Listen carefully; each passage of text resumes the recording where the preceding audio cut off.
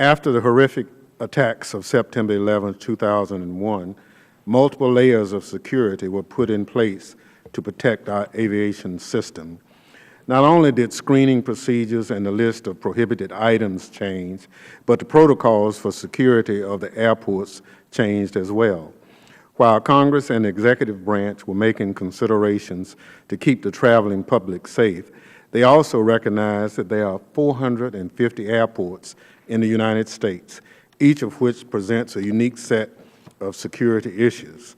For instance, vendors and airline employees need access to various areas of the airport.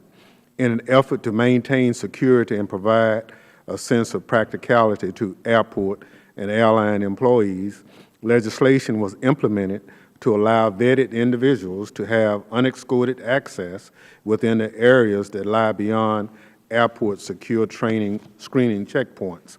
Airline and airport employees are vetted through a criminal background check and biographical check.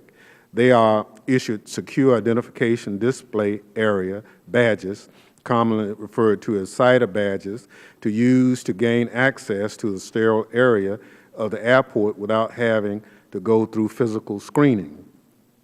While SIDA badge holders are vetted daily against the terrorist watch list, the criminal background checks are not conducted recurrently. Mr. Chairman, this is concerning. In 2011, the Office of Inspector General found that some of the records provided by employees contained inaccuracies or omission, and that TSA had limited oversight of the application process. Moreover, recent events have me questioning whether TSA has taken seriously the recommendation of the OIG. I still question whether airports and TSA have the adequate internal controls to address potential insider threats from SIDA badge holders. Do employees retain badges upon termination?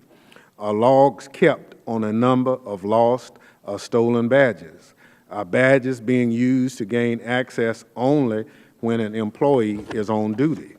Unfortunately, in December of 2014, we saw a deplorable instance of SIDA badge misuse.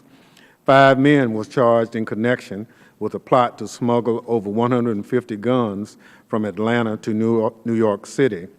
One of these men is alleged to have used his credentials to get by physical screening and board flights to New York City. Although the weapons were not intended to harm passengers, and these men have not been charged with terrorism, it is disheartening to think of a catastrophic consequence that could have occurred had one of those firearms been used on the airplane during the flight.